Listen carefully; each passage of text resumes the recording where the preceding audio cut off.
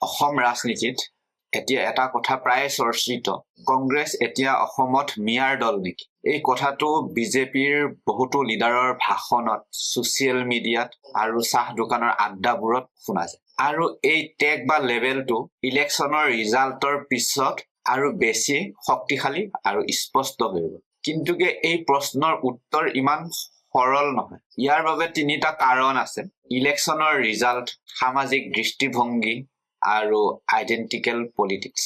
অসমত identity politics মানেই হৈছে জুই, অলপতে বিভাজিত হয়। এই ভিডিঅ'ত আমি কোনো এটা সম্প্ৰদায়ক টাৰ্গেট কৰা নাই বা নকৰো।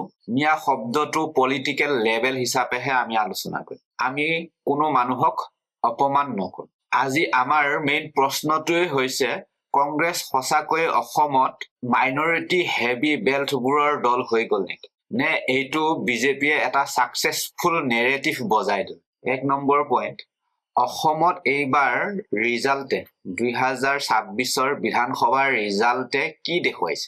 যদি আমি ফেক্ট চাওঁ, 2026ত বিধানসভা ইলেকশ্যনৰ কমিশ্যনৰ মতে বিজেপিয়ে 82খন আসন, কংগ্ৰেছে 19খন আসন, BPPFে 10খন আসন, AUDFে 2খন আসন আৰু ৰাইজৰ দলে 2খন আসন।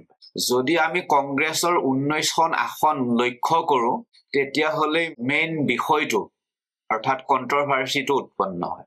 দ্য প্ৰিণ্টৰ ৰিপৰ্টৰ মতে কংগ্ৰেছৰ 19জন MLAৰ ভিতৰত 18জনেই মুছলমান, অৰ্থাৎ এজনহে হিন্দু MLA। ৰিপৰ্টটিয়ে এইটোও লিখিছে, কংগ্ৰেছে এতিয়া মাইনৰিটি এৰিয়ালৈ সীমাবদ্ধ হৈ গ'ল।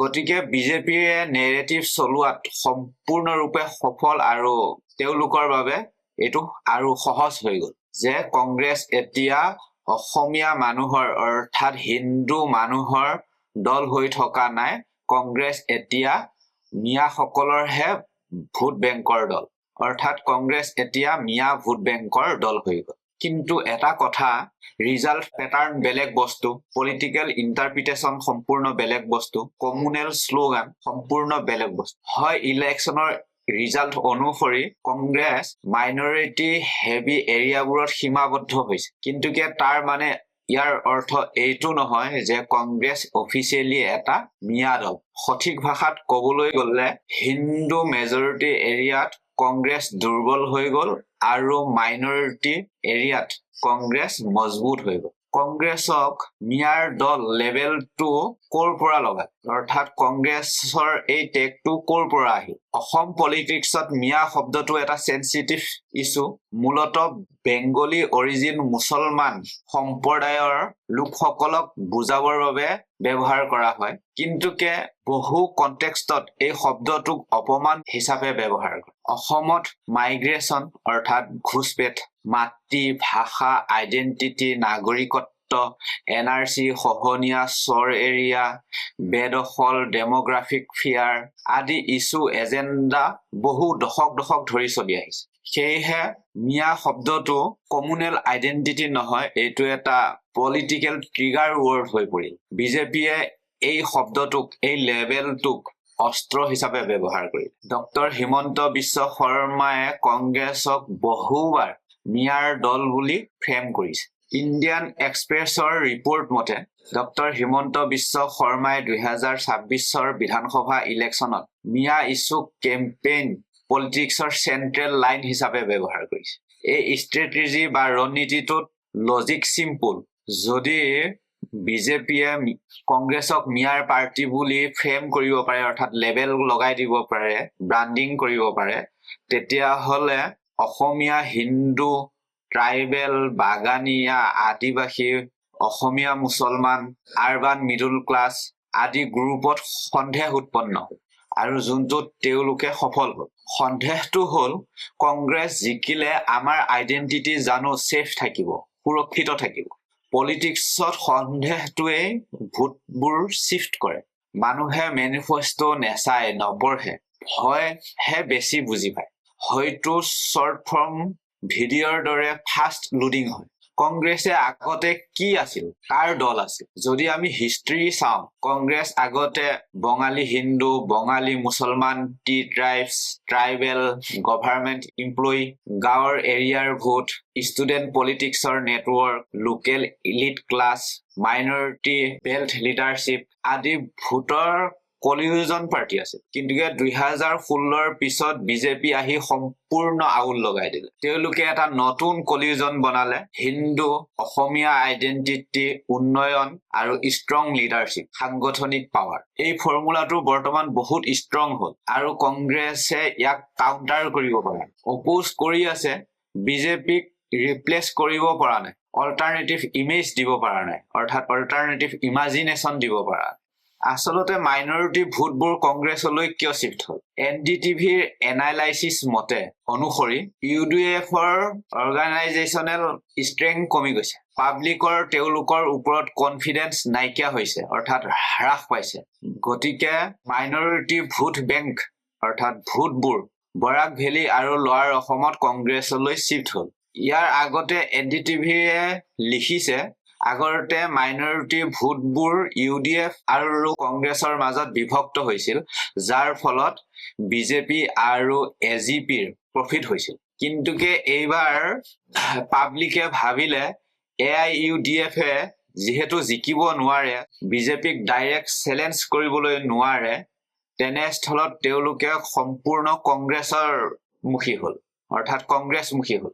আৰু তেওঁলোকে কংগ্ৰেছৰ ওপৰত বিশ্বাস কৰিল যে কংগ্ৰেছে বিজেপিক চেলেঞ্জ কৰিব পাৰিব। এতিয়া সকলোতকৈ ডাঙৰ মেইন জমনিটোৱে হ'ল, কংগ্ৰেছে মাইনৰিটিৰ ভোট পালে, কিন্তু তাৰ ফলত সংখ্যাগৰিষ্ঠ এৰিয়াত কংগ্ৰেছে অধিক মাইনৰিটিৰ ব্ৰাণ্ড হৈ পৰিল। যোনটো এৰিয়া কংগ্ৰেছৰ টেকটিকেল গেইন আছিল, আজি সেই ৰণনীতিটোৱেই কংগ্ৰেছৰ ডেমেজৰ কাৰণ হ'ল। কংগ্ৰেছে মাইনৰিটি এৰিয়াত ভোট পালে হয়, কিন্তু এটা টেগো পালে যে কংগ্ৰেছ এতিয়া মিয়াৰ দল, অৰ্থাৎ তেওঁলোকৰ অৰিজিনেল ইমেজ হেৰুৱা। আৰু এতিয়া প্ৰশ্ন হৈছে, বিজেপিয়ে এই ষ্ট্ৰেটেজিত কিয় সফল হ'ল, এই ৰণনীতিত কিয় সফল হ'ল? অসমত মাত্ৰ কেৱল উন্নয়নৰ পলিটিক্স বা ৰাজনীতি নচলে, আইডেণ্টিটিৰ পলিটিক্স অৰ্থাৎ নিজৰ পৰিচয়ৰ পলিটিক্সো এটা বিষয়বস্তু। বিজেপিয়ে উন্নয়ন, আঁচনি, ৰাস্তা আদি ক'লে, কিন্তু তাৰ লগে লগেই মাটি, পৰিচয়, মাইগ্ৰেশ্যন, আদিবাসী সুৰক্ষা, ডেমোগ্ৰাফিক চেঞ্জৰ ভয় আদি ইছ্যু কনষ্টেণ্টলি ৰাজনীতিক খবৰ হিচাপে অৰ্থাৎ মেছেজ হিচাপে সাধাৰণ ৰাইজৰ ওচৰত পঠিয়ালে। ইয়াৰ ফলত বিজেপিৰ কোৰ ভোটাৰৰ যোনটো মেনেজমেণ্ট সেইটো মজবুত হ'ল, বেছটো মজবুত হ'ল। কাৰণ অসমৰ ভোটাৰবোৰৰ মাজত অৰ্থাৎ এনজাইটি আছে, তেওঁলোকৰ মনত এটা ভয় আছে, আমাৰ ভূমি, ভাষা, আইডেণ্টিটি আদিবোৰ ভৱিষ্যতে সুৰক্ষিত থাকিব জানো? বিজেপিয়ে এই ভয়ক অস্ত্ৰ বনালে, কংগ্ৰেছে তাৰ বেলেঞ্চ ৰেছপন্স অৰ্থাৎ উত্তৰ দিব পৰা নাই। কংগ্ৰেছে কেৱল বিজেপিক কমিউনেল বুলি আখ্যা দি আছে, অৰ্থাৎ সাম্প্ৰদায়িক বুলি কৈ আছে।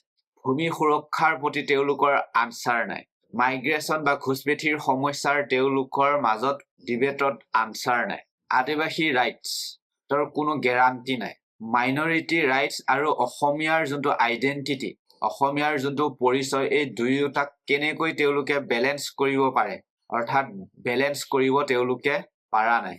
বিজেপিয়ে দিয়া মিয়াৰ দল টেগটো তেওঁলোকে ব্ৰেক কৰিব পৰা। কংগ্ৰেছে এতিয়া মিয়াৰ দলেই হৈ আছে নেকি? কনষ্টিটিউচনেলি আৰু অফিচিয়েলি কংগ্ৰেছ মিয়াৰ দল নহয়। কংগ্ৰেছ এটা নেশ্যনেল পাৰ্টি, ই অফিচিয়েলি কোনো কমিউনিটিৰ নহয়। কংগ্ৰেছে নিজকে ছেকুলাৰ, ইনক্লুচিভ আৰু কনষ্টিটিউচনেল পাৰ্টি হিচাপে নিজকে প্ৰেজেণ্ট কৰে। এতিয়া প্ৰশ্ন হৈছে, কংগ্ৰেছে কামবেক কৰিব পাৰিব জানো? কংগ্ৰেছে কামবেক কৰিব পাৰিব, কিন্তু এইটো ইমান ইজি হৈ থকা। কংগ্ৰেছে মূলতঃ তিনিটা ভুল শেষ কৰিব লাগিব। তেওঁলোকে মাইনৰিটি ভোটকে ইনাফ বুলি বহি থাকিলে নহ'ব। মেজৰিটি ভোটৰ ইম্পৰ্টেঞ্চ বহুত জৰুৰী অসমখন ৰাজত্ব কৰিবলৈ, অৰ্থাৎ অসমৰ চৰকাৰ গঠন কৰিবলৈ। তেওঁলোকে অসমত বিজেপিক খালি কমিউনেল পাৰ্টি বুলি এটেক কৰি থাকিলেই নহ'ব। Social media control, organisation, candidate management, reserve projection আদি বিষয়ত কাউণ্টাৰ এটেক কৰিব পাৰিব লাগিব। অসমত অসমীয়াৰ আইডেণ্টিটি, যোনটো তেওঁলোকৰ এনজাইটি আছে যে তেওঁলোকৰ ভাষা সুৰক্ষিত থাকিবনে, অসমীয়াৰ এই চিন্তাক তেওঁলোকে ইগনোৰ কৰিব নোৱাৰি। এই চিন্তাৰ বাবে তেওঁলোকে কোনো এটা আনচাৰ উৎপন্ন কৰিব পাৰিব লাগিব। তেওঁলোকে অসমত ভাষা সুৰক্ষা, মাটিৰ নিৰাপত্তা, ঘুচপেটিৰ ডিবেট আৰু সাংস্কৃতিক ভয় এইবোৰ বিষয়ত উত্তৰ বিচাৰিবই লাগিব। যদি তেওঁলোকে এইবোৰ বিষয়ত মানুহক বিশ্বাস দিবলৈ নোৱাৰে, তেতিয়ালৈকে বিজেপিৰ এই নেৰেটিভ চলিয়ে থাকিব যে কংগ্ৰেছ এটা মিয়াৰ দল।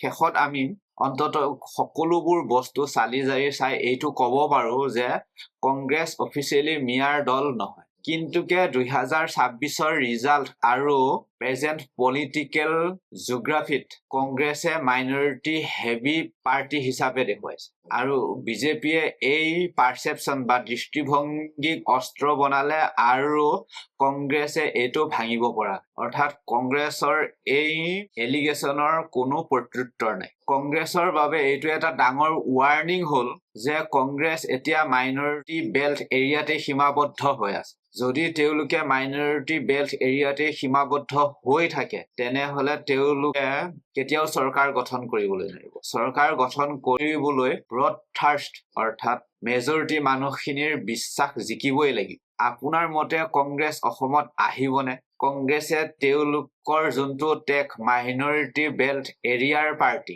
এই টেগ কেতিয়াবা নাইকিয়া কৰিব পাৰিবনে? আপোনালোকে কমেণ্ট ছেকশ্যনত জনাবচোন আৰু লগতে চেনেলটো ছাবস্ক্ৰাইব কৰি দিব। ধন্যবাদ।